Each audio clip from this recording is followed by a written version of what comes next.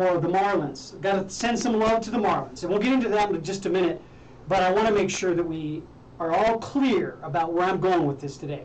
It's about school, it's about sports, and it's about money.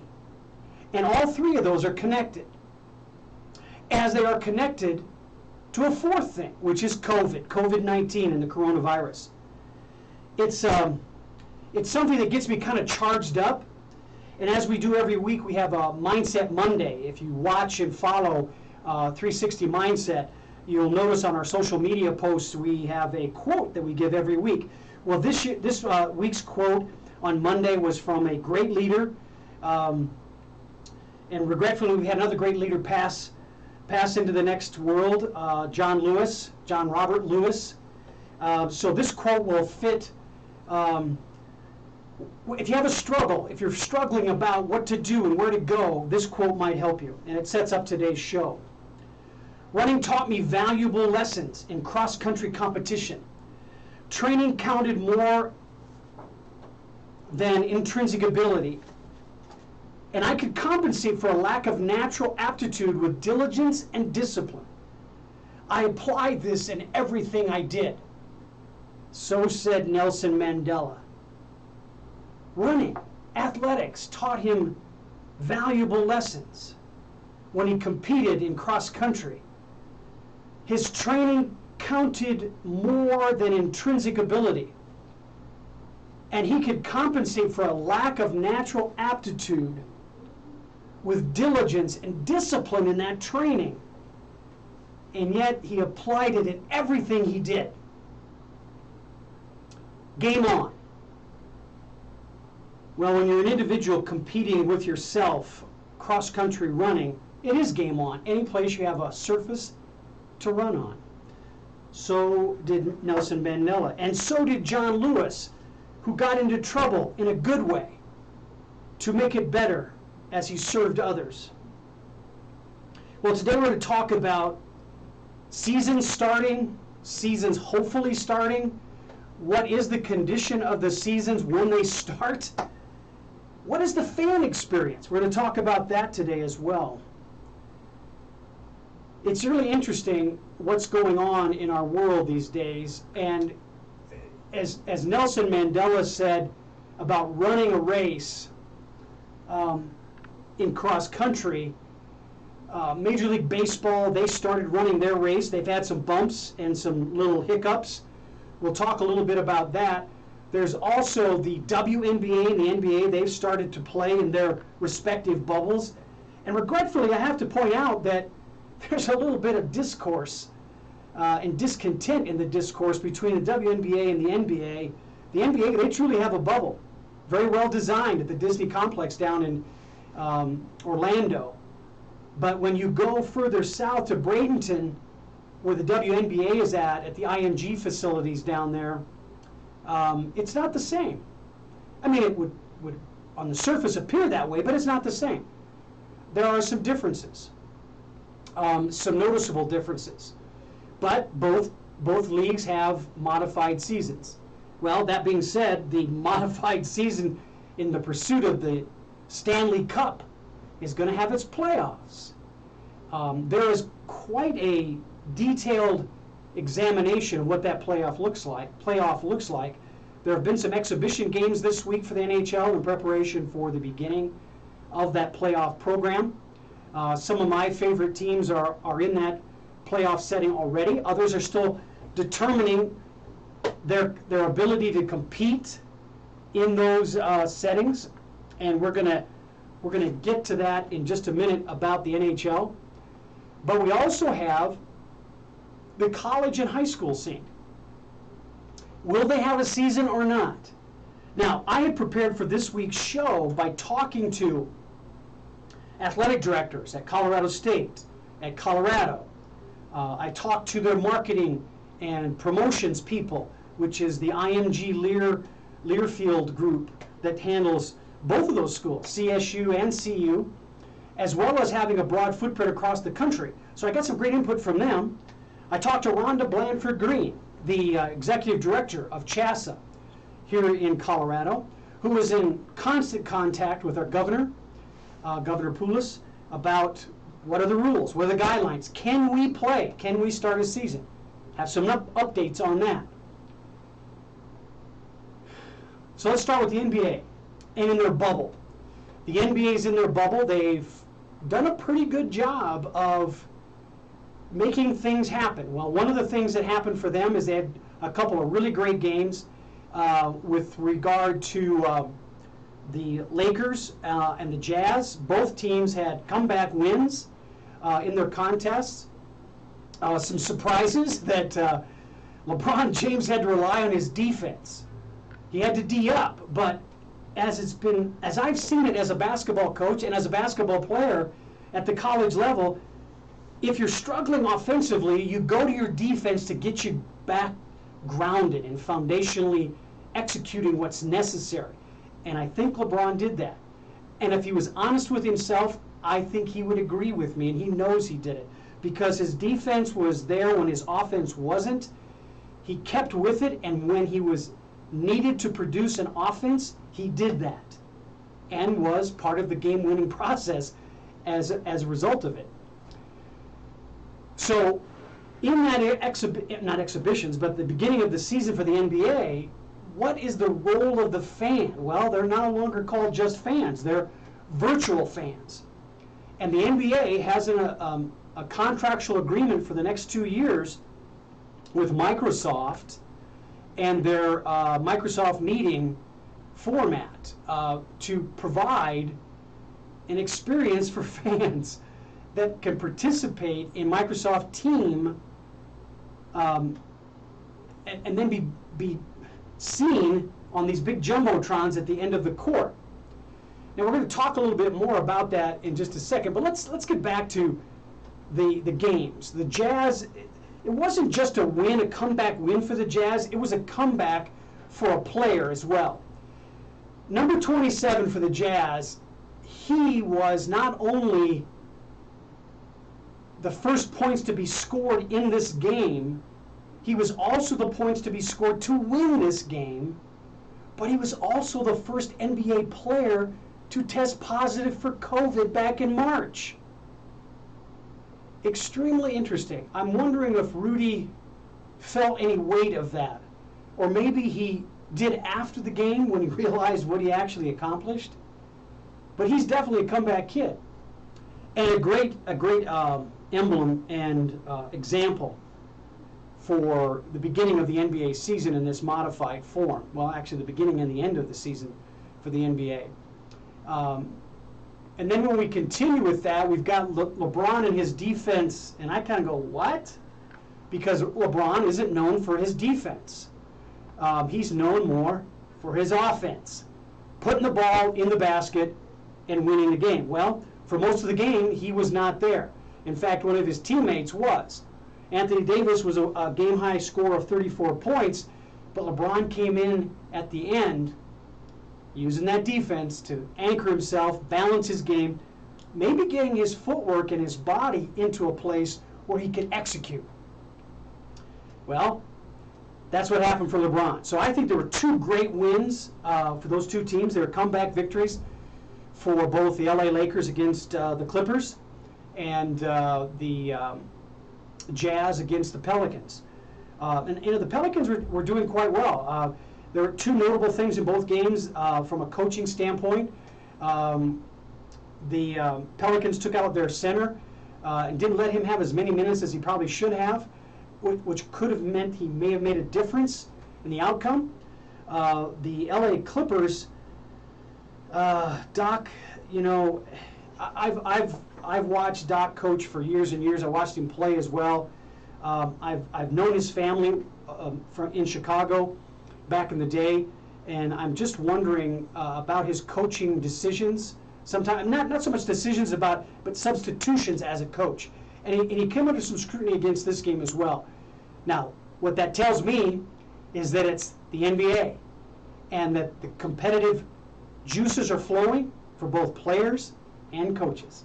And I think the NBA has to be complimented on the way they're handling the structure of the bubble and how they spread that out. I think if you've watched any WNBA games, that standard of behavior, that standard of structure for both the NBA and the WNBA are similar. The way the seats are set up for the women, the men are the same. The mask guidelines. We're going to go through some guidelines on CDC COVID guidelines for athletics and what the state of Colorado is doing, which are almost exactly the same as what are being used in the NBA and the WNBA down there in their respective bubbles. But then we talk about, okay, the NBA and the WNBA are in their bubbles. The MLB is on the bubble. And there's an investigation going on right now. And that's kind of why I'm wearing my Marlins jersey. Got that going on. Got the Marlins. This comes from my colleague and my friend Curtis Granderson, whose last team in his MLB career was with the Marlins. So I'm showing a little love for them, but it's interesting. We have 19 Marlin team participants, 17 of them being players, having a positive test for the COVID-19 virus. The investigation is happening because the Marlin players, many of them, when they were in Atlanta for a preseason exhibition game, they went out on the town and didn't necessarily practice good COVID prevention as the CDC would outline. So with that, they went on to Philly to play, and regretfully, after they left Philadelphia, some people on the Philly squad tested positive for COVID. So now the Major League Baseball is now, they got an investigation going on. As a result of that, raised awareness, which should have been there anyway, but now because we have specific cases of COVID, isn't it interesting when we have these issues of catching the disease, those people who have skirted away from following the rules and the guidelines set down by the CDC and the World Health Organization, that they get a little excited about it. So Major League Baseball has now said, look, because of what's going on, like the delays that the Marlins are facing with their season, and that's put others in place. Philadelphia is also part of that. Atlanta Braves are going to be doing something. So now Major League Baseball is saying, look, we're going to go to seven-inning doubleheaders. So we're going back to college. Well, they're trying their best to put a season in.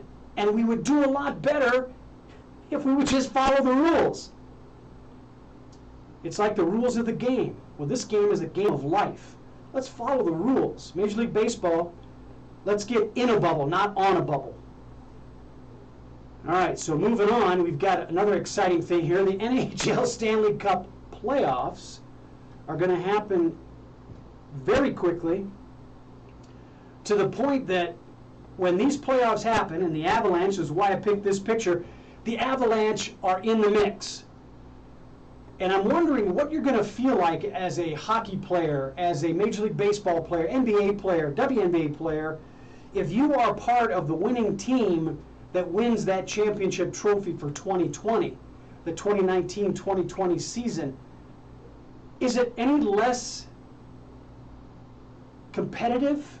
Do you feel any diminished, will you feel any diminished effect of this playoff, this Stanley Cup, because of the shortened version of this season?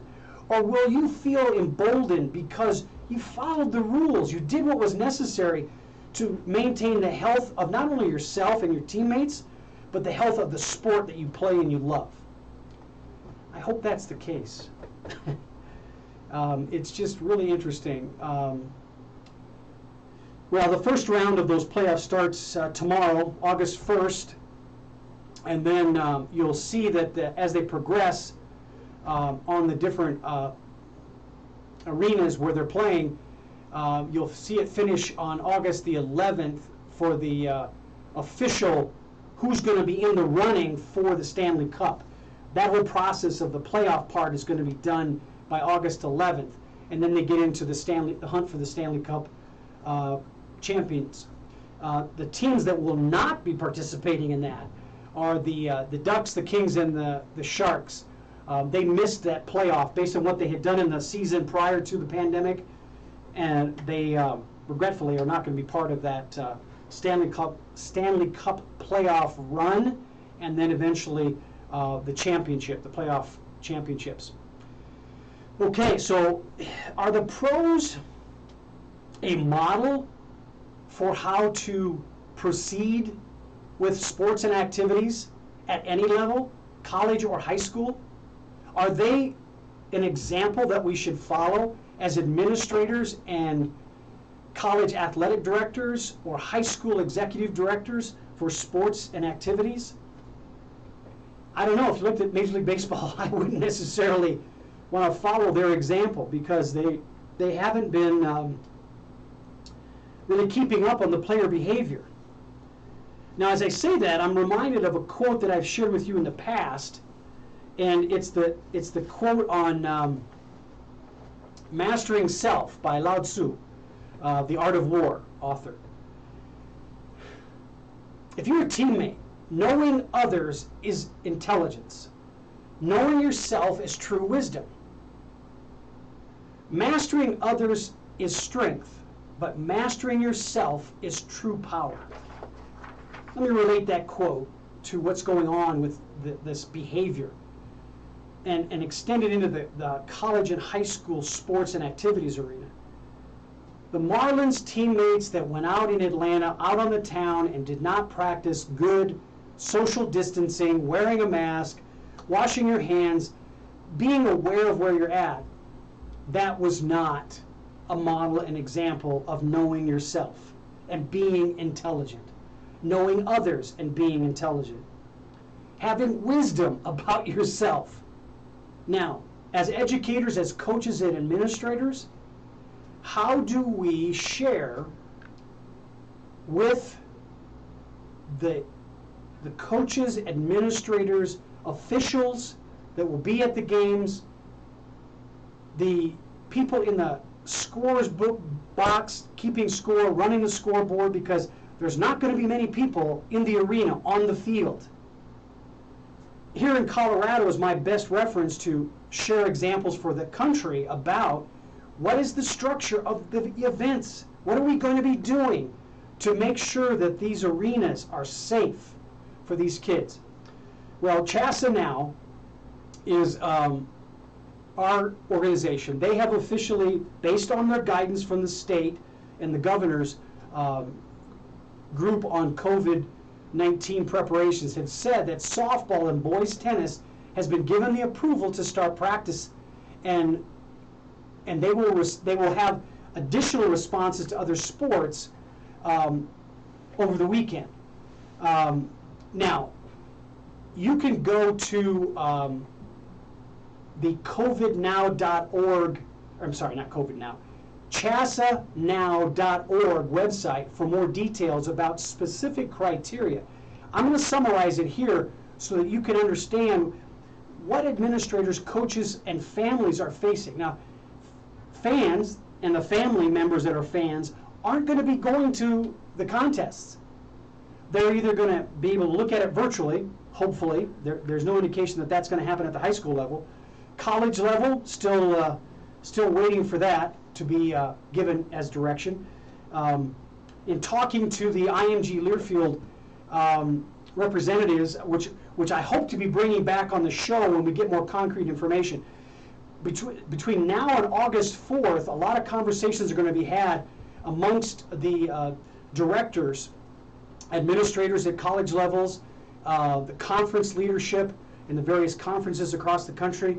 In the state of Colorado, Rhonda Blanford Green, the executive director, is sharing her insights about what they're supposed to be doing. Well, at the individual level, the first thing, we've been hearing this a lot, is wear a mask. The next thing is make sure that you're practicing social distancing. Now, they've even made additional remarks about you put a water bottle down. You know, volleyball, for example, there's water bottles all over the place. Well, they're saying 6 feet distance between all the water bottles so that when you go and get your water bottle, you're 6 feet apart from your teammate who's getting their water bottle. So a lot of discipline is going to be required by support staff, managers, assistant coaches, scorekeepers, officials on the floor, are all going to have to understand What does it really mean to social distance? It's not just about your physical presence. It's knowing where you're at and what you're doing in that space.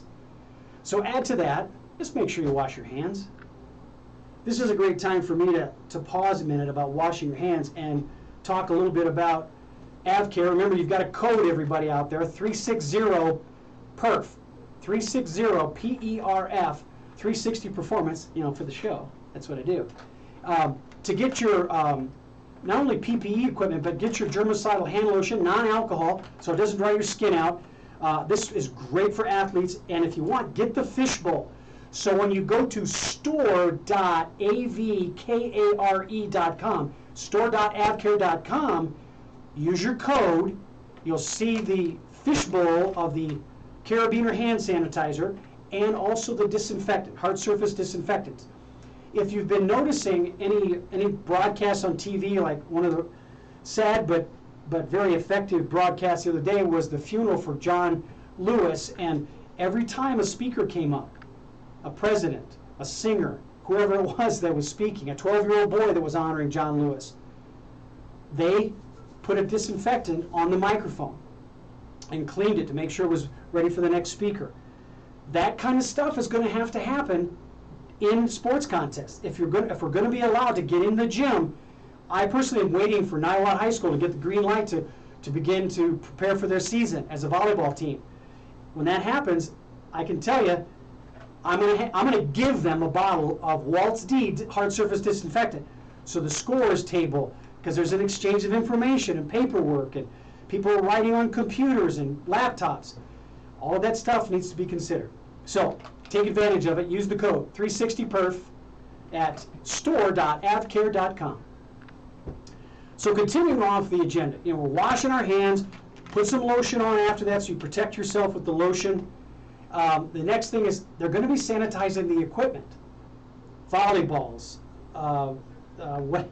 golf clubs, your golf bag, the golf ball. It's going to put a whole new definition on cleaning your golf ball after a shot. I suppose as long as you're the only one touching it, you won't probably have to disinfect it every time. But those are considerations we haven't had to make heretofore. The next thing that's on the list for CHASA is making sure that every participant, that includes officials, coaches, scorers, and the players, they need to sign a waiver of liability. Now look, and I know there's already been stories about how parents have gotten their heads twisted out about this. They've spun out of control. The helicopter parent nomenclature goes viral. Because it's necessary, people. It's necessary to protect you from others as well as others from you. Sign the waiver. Let your kid play. Let your kid participate in practice. It's necessary. If you need more information about it, go to chasanow.org. Now, I put .com on there. They've got two sites, so it's both an org and a .com. So it's .com. Now, it's my hope that in the next few weeks, when CHASA has more evidence and more approvals and go-aheads from the governor and his task force on the COVID virus, that I'll have Rhonda Blanford Green on the show via Zoom, as well as having representatives from conferences and support people that are responsible for sending the messages out about, are we going to have a season? What kind of season are we going to have? What sports get to start to play or practice or continue to practice? Is the NCAA the guiding force here, or is it the conference leadership? Well, let's talk a little bit about that. Well, and let's talk about it from the fans' perspective. I said a minute ago that the NBA or professional teams may be the indicators of what's the path to take, because they're in it. They're in their midst of it. And quite honestly, the NBA is doing quite well. No incidences, not like what we've discovered with Major League Baseball and the Marlins. But please, share some love. Think positive thoughts, and that they'll come through it, and they'll learn from their mistakes. Well, the NBA has, and not mistakes, they've learned and expanded their thinking a little bit about what does the arena look like. Well, here's an example of what the arena looks like. On both ends of the court, there's these jumbotrons that Microsoft has provided them through their Microsoft Teams application, allowing fans to be seen sitting next to each other in a virtual fan, like you're sitting in the stands. Now, those are live feeds on the Microsoft Team app. Somebody from Microsoft in the NBA is monitoring the fan remarks during their participation, so that if anybody gets a little overzealous, they cut them off. Now, regretfully, the fans' participation isn't a full live feeling for the players. They're doing the best they can, similar to what the Major League Baseball has been doing at the stadiums, with piping in fan noises, cheering, and the timing of those sound bites are being played during the games. Well, the Microsoft Team application is an example of what and similar to what the Major League Baseball is doing. And it's amazing. The impression that monitor makes, it's a 17-foot LED screen that will right now they've got it in the bubble. It's on the back, behind the backcourt, on the ends of the courts, but eventually they're going to have it wrap all the way around the court.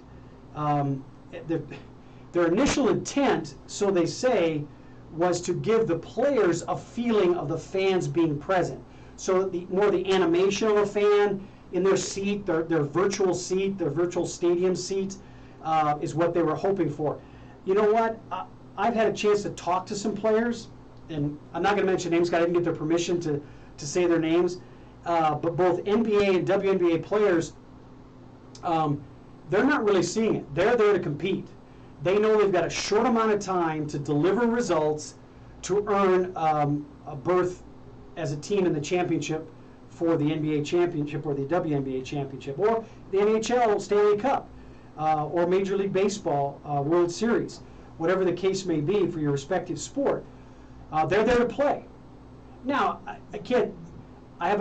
every one of the players I talk to appreciates the effort. They're recognizing the effort.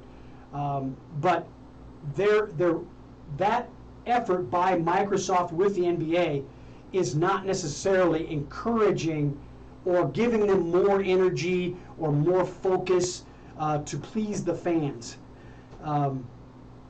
What is interesting for them is staying true to the sport and the game, given that they are in these bubbles, they are in these controlled environments. And I know I would say NBA is doing a good job, and they should be one to follow. Now, here's some things that are coming out of what's happening. One of the things that's popped up is the NBA got an arrangement with the Aura Ring company. And the Aura Ring is a ring, and if you can see in the picture I've got there are some sensors within this ring, and it's been here for a while, but the NBA felt that this could be an optional way for players to participate. Now, the player gets the choice on whether or not they wear an Aura Ring. And the Aura Ring basically is a monitoring device for each player for bodily functions and sleep. So it's your temperature, your respirations, heart rate, blood. I don't think blood pressure is in there, but heart rate is for sure, as well as your sleep rhythms. So initially, it's a health and wellness aid. The NBA felt that this would be a way for them to get some measurements to see if there is a tendency, like temperature, for example. Anything over 100 degrees plus, that's going to be a monitoring device. Respirations, your O2 uptake. Now, for me at home, I've mentioned this before on the show, I measure my pulse ox, my pulse and oxygen intake, so that I stay above 90. I do. But this ring would give the NBA and its medical professionals early indications of health tendencies. So if there is like a 99 or a 98 temperature, their respirations or their oxygen levels are lower, like low 90s or in the high 80s, that would be something that would indicate to them, we better test this kid again. It is not a definitive indicator of COVID. But people thought, well, put the ring on, I can tell. No, you can't. It is a good indicator. I think from a wellness perspective in general, the Oura Ring is something worth taking a look at for yourself. Now, as I say that, I'm going to give a wave and a shout out to Gail. Coach Gail, good to have you with me today, and I hope everything's well with you and your family and everybody out there in the gymnastic world in the state of Colorado. The kids are getting a chance to compete. As you may already know, CHSAA has not come down with any guidance on gymnastics or any other sports other than men's golf and what I had said before with cross country. So there's a lot of factors. There's so many things that are going on with how we handle the structure that's giving a big question mark about what will the season look like, whatever that season is, whatever sport it is. And Coach Gail, you remind me of, gymnastics is indoors, gymnastics is on a mat, gymnastics has a lot of equipment. And in any case, that equipment, when it's contacted by a player, we need to clean it. So managers get a new task, walking around with rubber gloves and wipes and spray bottles to clean these things off. Coaches might be engaged with that. Regretfully, fans will not. Because in most cases, regardless of whether it's Colorado or any state, if there's any thought at all about having a season, it's not going to be with fans. And at the high school and maybe even at the college level, having a virtual fan base may not be something that's technologically possible. Now, as I think about that, the NBA, as we've said, they've done the virtual fan and they're having some success with that. But at what cost? And will it extend into the full season? So one of the questions at the college level and the high school level is conference versus non-conference. Now this is more applicable to the college level because they have a lot of economics tied up in a non-conference game. One of the first examples it was evaluated was with the Pac-12 and the Big Ten. Michigan, Washington. The Huskies versus the Wolverines. And that is a big money game. It's also an indication of the economics surrounding college athletics in the #1 sport areas. So when you have a college team that has more of a basketball following than a football, do you realize that the economics right now is that for colleges that have like a 2-6 or 2-10 football team, they still raise more money than a championship-bound NCAA Final Four basketball program. That's what's really scary for me about college and high school sports surviving. We've got to be getting our hands around what we're going to do structurally with administering to the game. The Big Ten was the first to come out and say no non-conference games. And they got pushback. Well, they didn't get pushback directly from the SEC, but the SEC was very quickly communicating, we're not going to do that. You can't make us do that. We've got so much invested in, I mean literally invested in these non-conference games.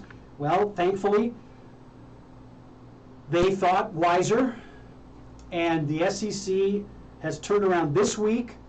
Pac-12 has done the same and said only conference games. We're scrapping the non-conference season, which also caused them to think about what is our start date. They're not going to start the conference season until September, which is when it was probably going to start anyway. But it gives the teams more of a chance, the administration as well, to look at what's the impact of COVID and the pandemic in their communities, and also to change behaviors. Look at what's going to happen if you don't have a season. Administrators are thinking about that. This week they're thinking about that. Mountain West is thinking about it. The Pac-12 has thankfully made a decision this week about conference only, but there's other components about the season. Like, we've got kids who are normally practicing at a very high level. Two-a-days are supposed to be coming up in August. Will that happen or won't that happen? Because there's the social distancing component.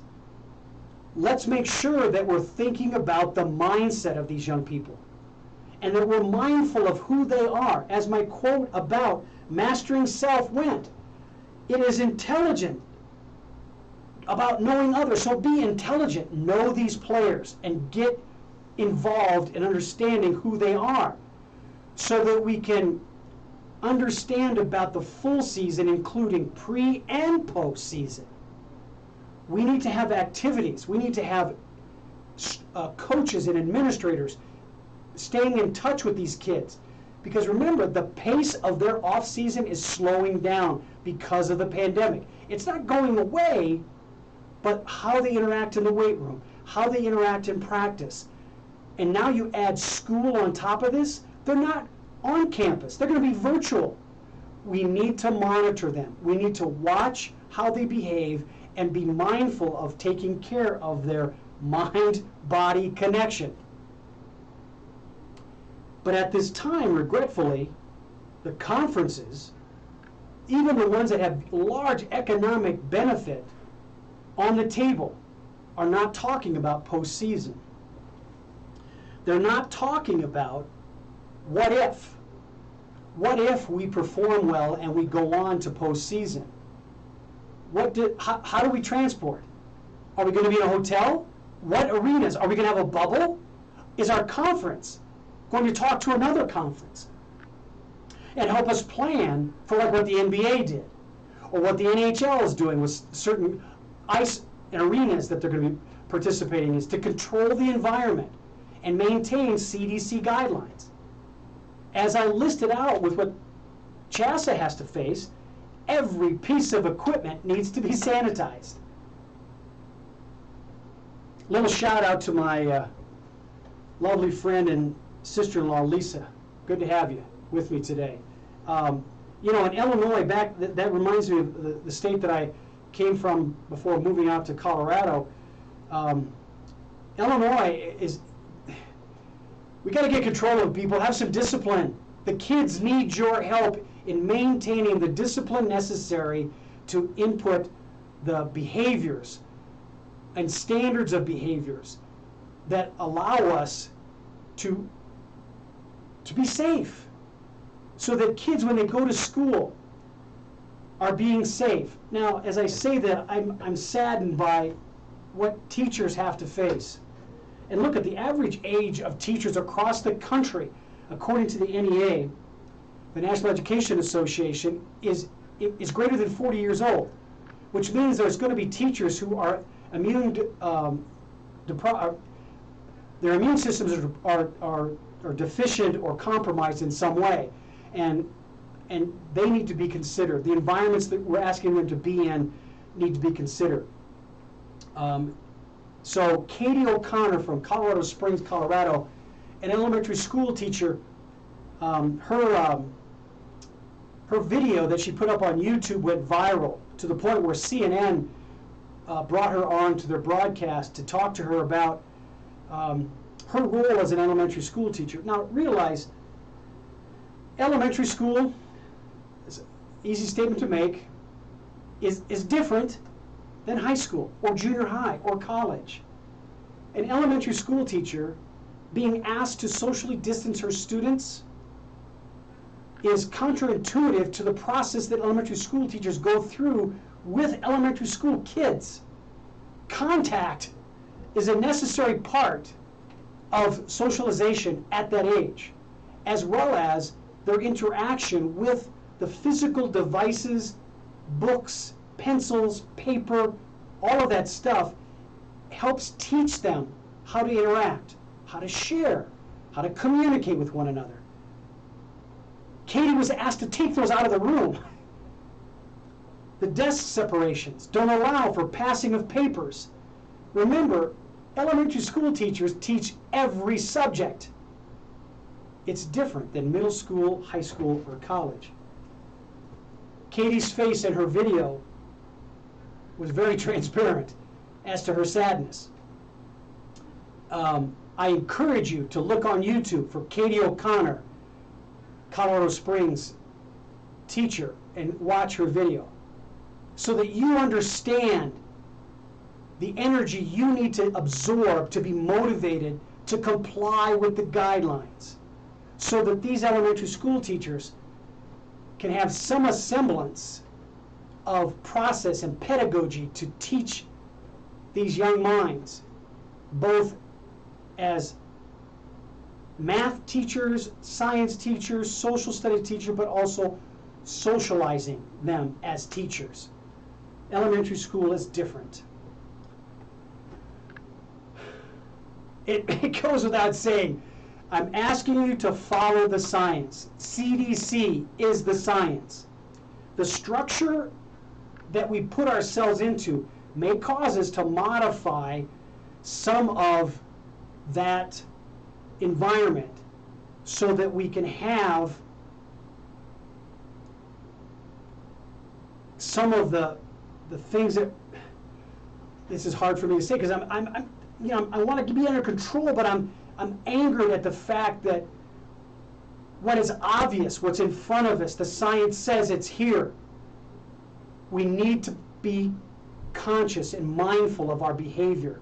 And when we're not, and we have these spikes, you may know the people that put us in harm's way. But I want back what I experienced with Colorado State University when they won the Gildan New Mexico Bowl. My picture there, I'm not in compliance. That's not going to happen now. We may get to a postseason game.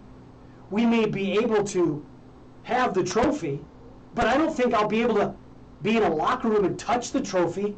The trophy may not even be brought to the locker room so the kids can see it and revel in that accomplishment because it's not compliant. I will accept that. Do you have the courage and the discipline to accept that?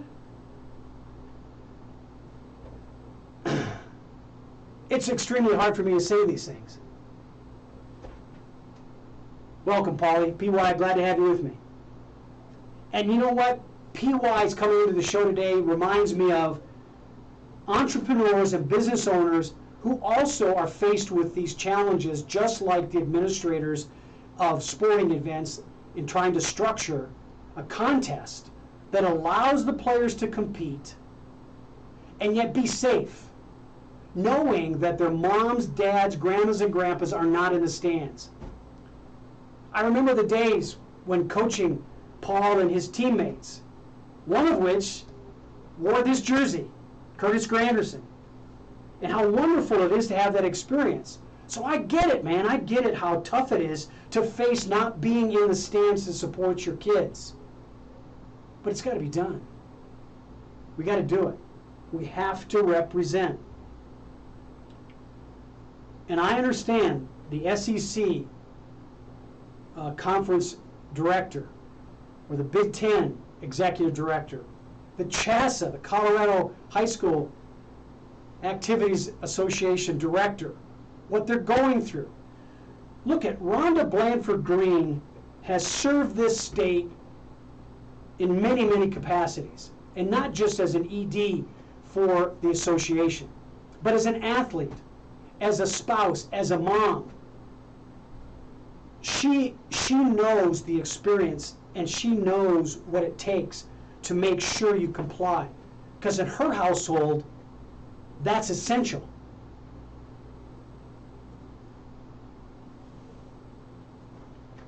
I am excited about the possibilities that this experience provides athletes, coaches, administrators, and the teams and schools they represent, because we are challenged. If you are truly a champion, you will comply with this and use it as a way to motivate yourself to be even more prepared to compete when given the opportunity to compete. If you are a coach at the college or pro level and you're wondering what you should do in support of your athletes. You don't have to look very far in being able to have a conversation with those kids, with those players, so that you understand what are you going through. Empathy is going to be a huge component of your coaching style. And coaching these people up off the court is probably more important and more essential than it ever has been. And not because of the contest, but because of the player. Your focus on the player is being raised to a higher level of awareness than it ever has been because of the epidemic that we have, the pandemic we have. It's essential you wrap your brain around this.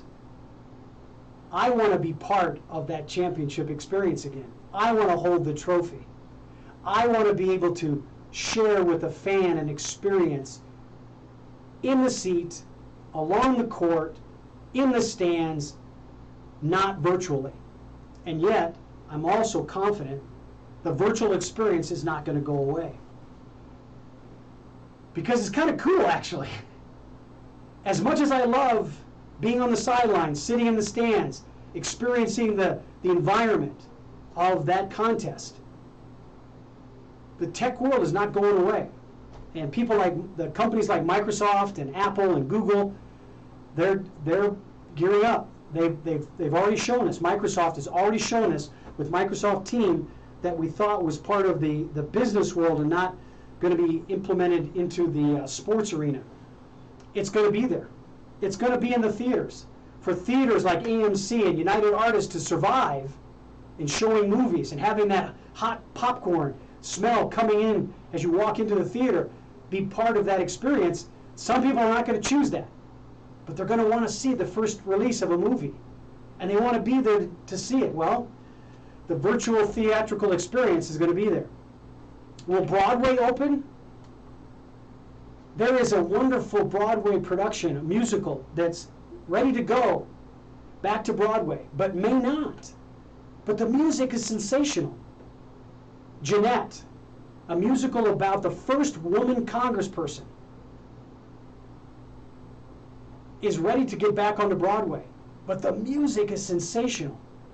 They may have to face the reality that that's all they're going to be able to put into the world is the music.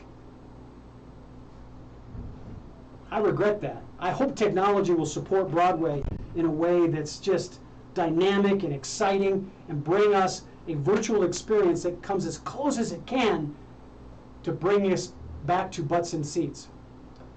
But whatever it is, we got to buck up. We got to face it and make it real for ourselves. I think I did a pretty good job managing my anger. My anger is about and rooted in frustration. I'm not angry about having to change my behavior in addressing, wearing a mask, using germicidal lotions, disinfectants on a daily basis. Hard surfaces are being cleaned at my house. Not that I have a lot of guests now, but I'm grateful for the fact that I could go to the mountains, which I did this week, and experience playing with my dog in the lakes and the reservoirs, taking hikes, doing an 18-mile bike ride. Those activities are, in the nature of the activity, socially distanced. But I want to be able to have more of those activities in other environments. And I'm looking forward to having the conversations with Joe Parker, the athletic director at CSU, and talking about strategy and technique and methods to bring the contest back. Share in a limited way, perhaps, a fan experience, both real and virtual.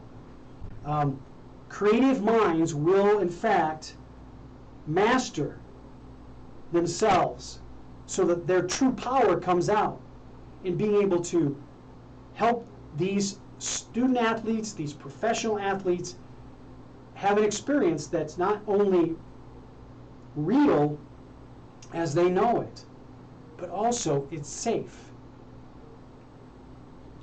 Before I came here this morning, I was watching the congressional hearings with Dr. Fauci and the other health experts that the administration wanted to hear from.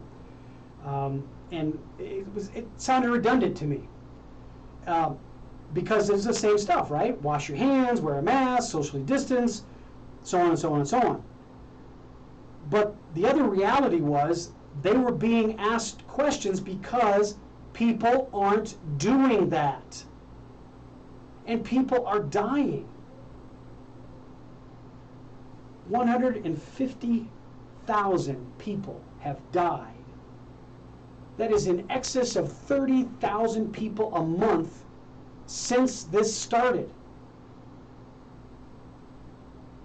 You can't walk away from that. You can't cover that up with positives. You've got to deal with it like soldiers dealt with it on Iwo Jima, knowing they were being pelted with explosives and bombardments. But they still went forward. We're not doing that. We're trying to back up and think it'll go away. You can't do that. You got to step up and comply with what the science says is the real way to deal with this virus. It's not going away. It has no party. It has no social economic filter. Doesn't care how much money you have or don't have. Doesn't care if you have a job or not a job. Doesn't care if you're a good athlete or an average athlete. If you don't protect yourself, it will get you. If you don't call people out for compliance, their lack of effort will get you. I guess my anger got in there. My frustration. Share some love to the Marlins. Got some great things happening this weekend. NHL playoff to the Stanley Cup starts tomorrow. You've got some great doubleheader NBA basketball games today. You've got the PGA. I didn't even mention the PGA, and they've been doing great stuff. Some of my favorite golfers are hitting the ball better than they did last week. Koepka is doing better. I like watching him. DeChambeau, he's also hitting the ball well compared to where he started yesterday. So we've got sports. It's back. Get excited about that. But don't forget to wear your mask.